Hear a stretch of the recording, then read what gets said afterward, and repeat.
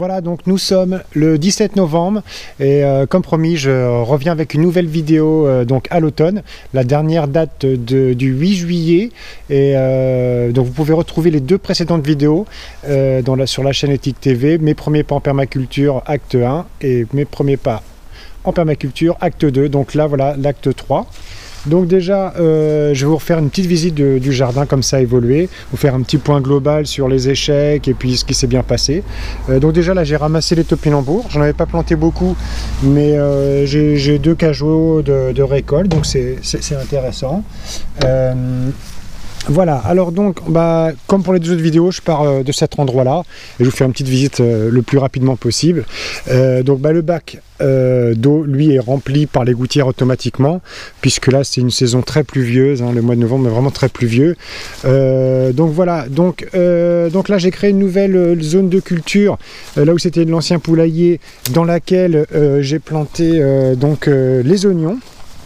Donc là je l'ai rempli, ma fille appelle ça le diamant parce que c'est vrai que ça a un peu une forme de diamant. Donc voilà, donc j'ai vraiment là remis beaucoup de foin sur la surface supérieure et j'ai planté les bulbis d'oignons, donc les tout petits oignons. Voilà, donc là on en voit une, voilà. Donc je les mets sous terre, tac, comme ça, du foin pour bien protéger et puis ça va germer dans les semaines à venir. Voilà.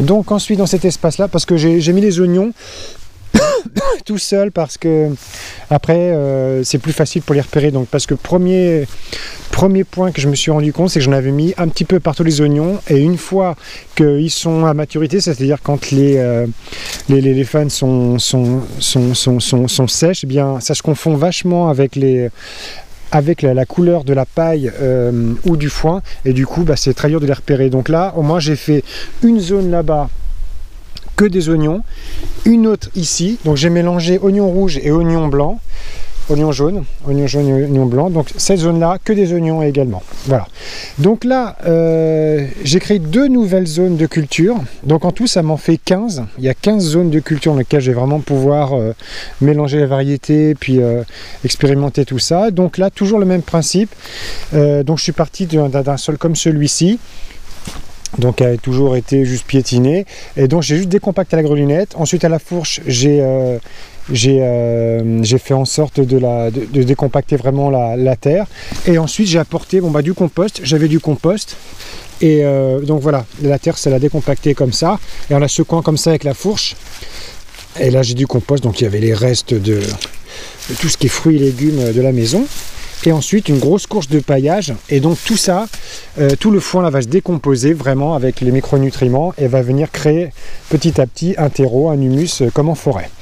Donc voilà, donc là j'avais dans cette zone là j'avais mis des laitues, toute une sorte de laitue et de chicorée, et ça elles se sont vraiment faites bouffer par les limaces. Donc première expérience, là j'en ai planté il y a 3 semaines, et donc là j'en ai pratiquement plus.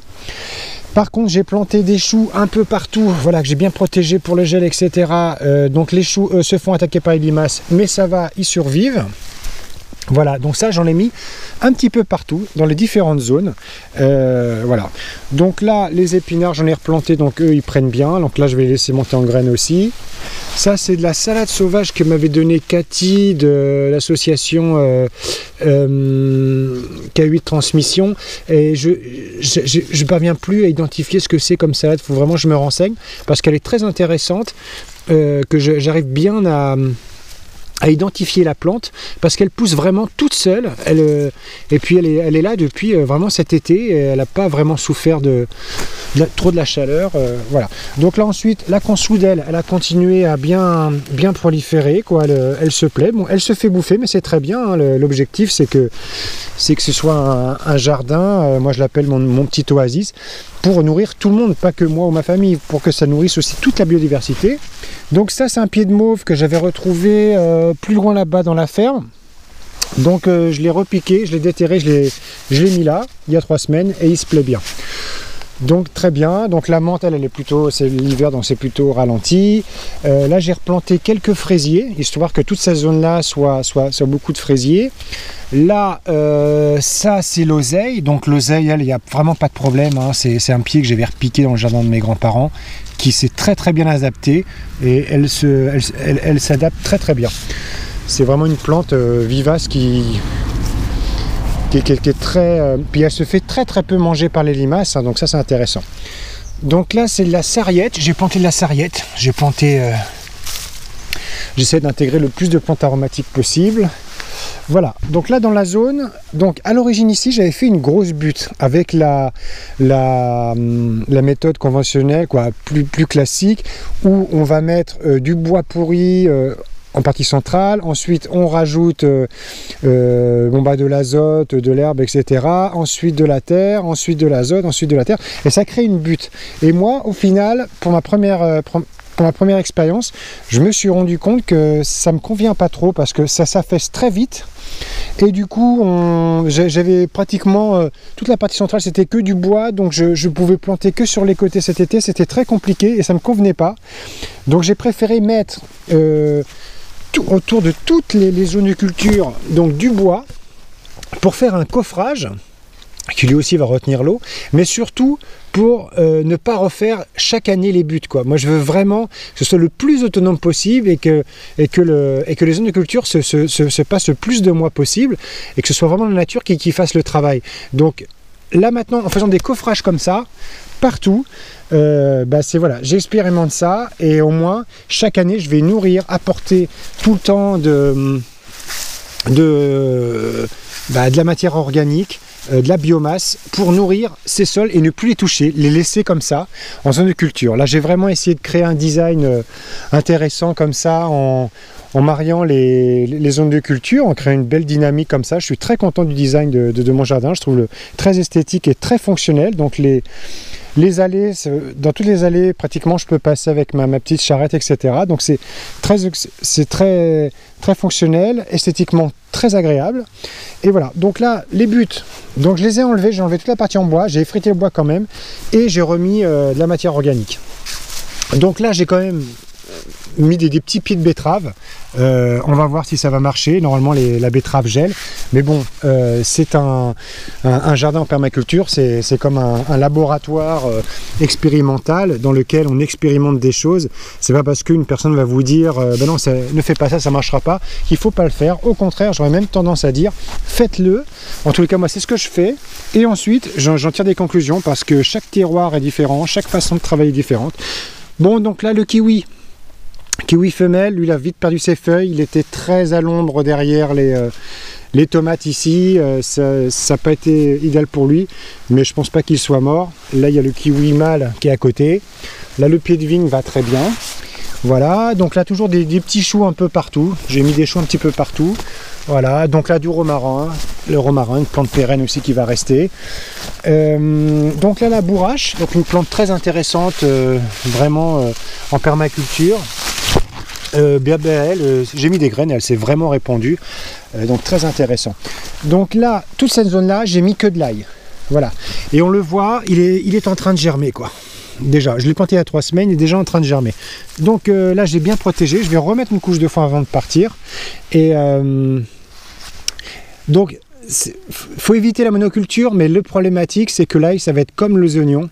Une fois que les tiges vont être grandes et vont faner, que ça sera prêt à récolter, on les voit plus parce que ça va se noyer dans la masse de la même du paillage, donc c'est la même couleur. Donc là au moins je sais qu'ici, quand ce sera prêt à accueillir, j'arracherai toute cette zone là, et donc je ne plante pas de plantes pérennes, etc. Sauf ce chardon-marie qui m'avait été donné aussi par Cathy de l'association K8 Transmission.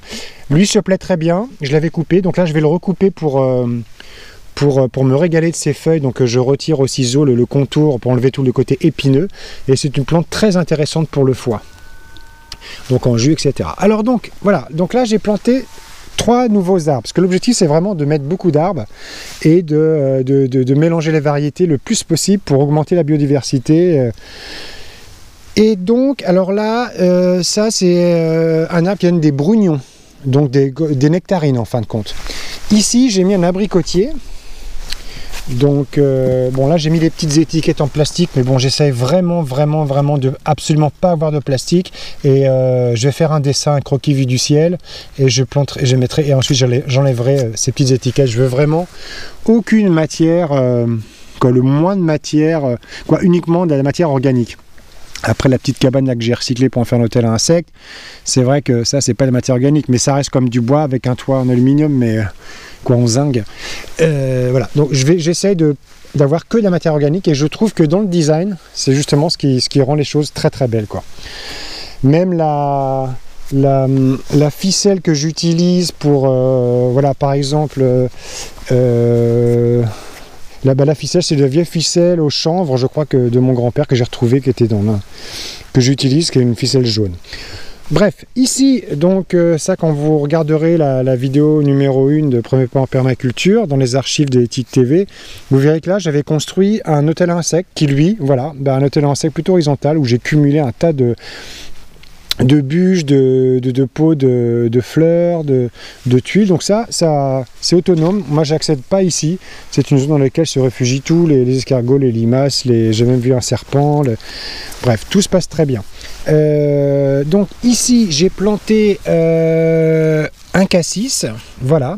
Donc là, tout ça, ça je l'ai acheté chez un maraîcher bio, pas un maraîcher, un pépiniériste bio qui est à côté de Angers, dont j'ai oublié le nom, mais je vous mettrai dans le commentaire de la vidéo, là juste en dessous de la vidéo, je vais vous mettre le lien de ce pépiniériste qui est vraiment extraordinaire, parce que c'est un pépiniériste bio, certifié bio, mais également qui fait vraiment pousser ses propres plants, quoi. C'est pas un grossiste, quoi. C'est vraiment quelqu'un qui fait pousser ses propres plants, ses propres arbres. Voilà. Donc là, ça c'est les noyaux que j'avais plantés avec cet été. Donc pêche, abricot. On va voir ce que ça va donner, parce que l'idéal pour avoir des arbres, la génétique unique, c'est de partir du noyau, donc de l'origine. Puisque quand on fait du bouturage ou du marcottage, etc., c'est du clonage en fait de la plante. Et quand on part du noyau, on a vraiment un nouvel arbre qui va être en plus bien plus résistant. Bon, ensuite, ça c'est 2 boutures de vigne, un vin excellent d'une personne du village. Pas un vin, un raisin excellent, un gros raisin jaune, mais vraiment qui a un goût qui est exceptionnel. Une variété italienne apparemment. Sinon, là, le thym citronné, ça va. La verveine, elle grandit bien aussi. Là, je vais la couper pour la faire sécher, pour ma petite verveine à la maison. La menthe, elle, la menthe, hein, ça va très bien. La menthe poivrée ici, menthe poivrée, menthe normale ici, voilà. Et, là, ce qui est rigolo, c'est que voilà, la menthe, elle passe à l'intérieur, parce que ça, c'est une spirale aromatique. Donc une spirale comme ça qui va monter, dans laquelle on met des aromatiques, des plantes aromatiques. Moi, j'ai mis juste de la menthe. J'avais mis du basilic, mais là il n'y en a plus. Et donc elle prolifère partout. Et là, la menthe poivrée, pareil. Exceptionnelle, la menthe poivrée. Moi, j'utilise dans mon antifreeze, dans plein de choses. C'est vraiment formidable comme plante. Ça, je vais en avoir beaucoup pour tout faire sécher et faire toutes mes infusions. Être vraiment en autonomie en infusion.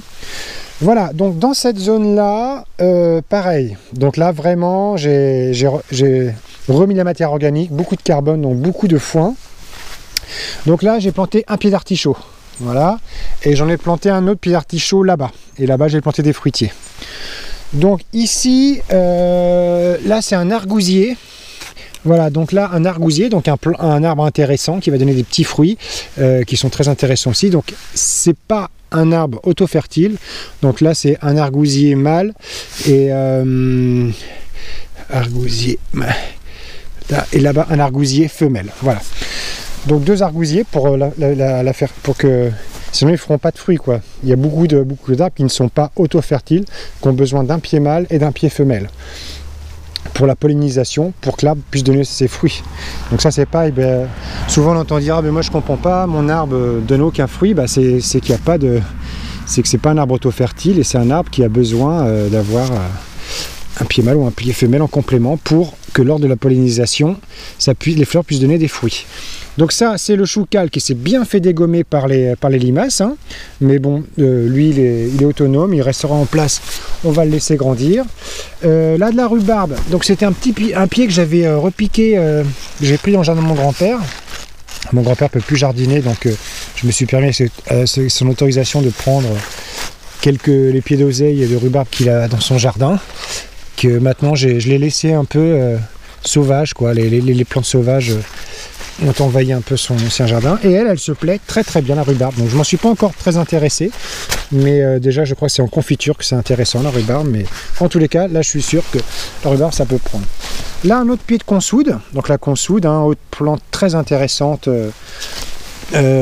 pour une multitude de choses. C'est vraiment une plante très puissante qui consoude, hein. C'est pour ça qu'elle s'appelle consoude. En cas de blessure, elle reconsoude les tissus. C'est une plante très intéressante, et surtout quand on replante, quand on plante un arbre, par exemple, mettre 3-4 feuilles au fond du trou, au-dessus un peu, va libérer quand même de la biomasse intéressante pour nourrir et faire aider l'arbre à partir.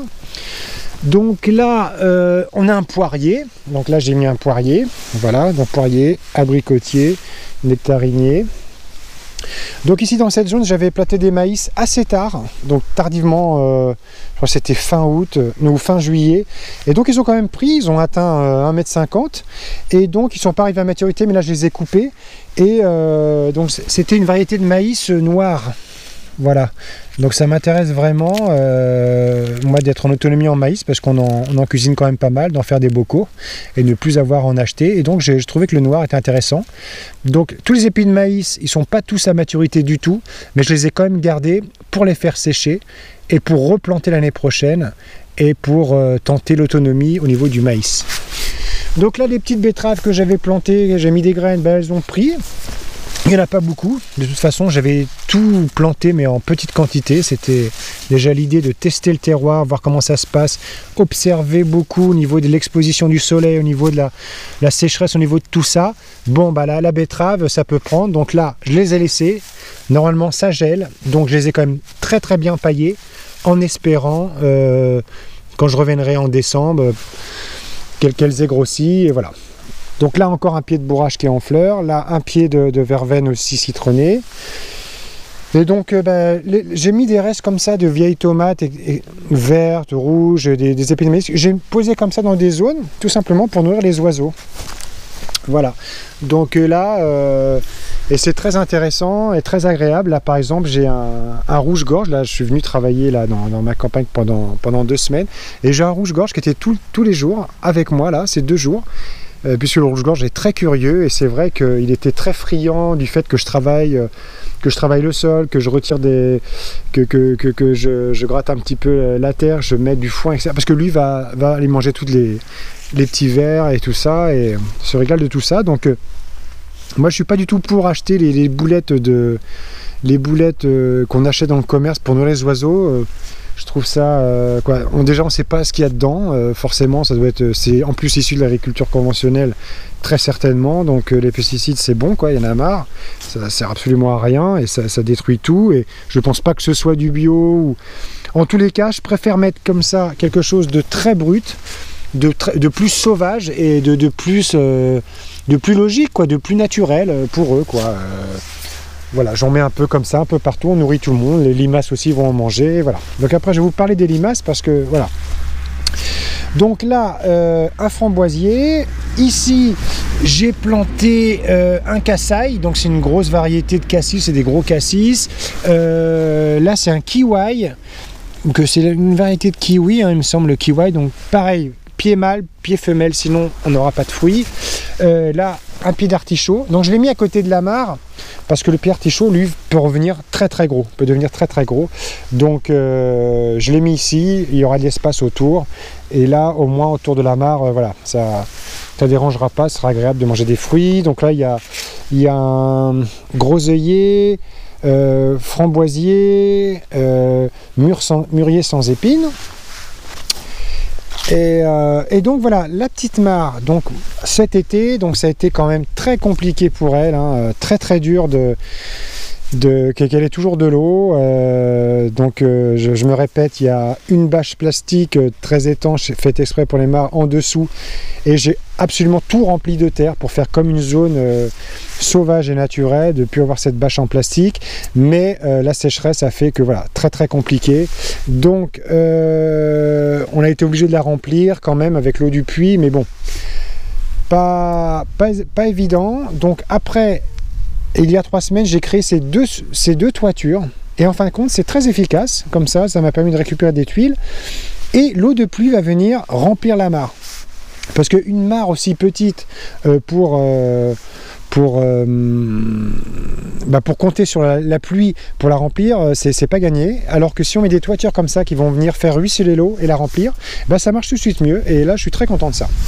Donc voilà, donc là tout ça maintenant c'est devenu une zone sauvage dans laquelle j'entasse du bois, et dont toute la biodiversité va pouvoir venir se loger et proliférer.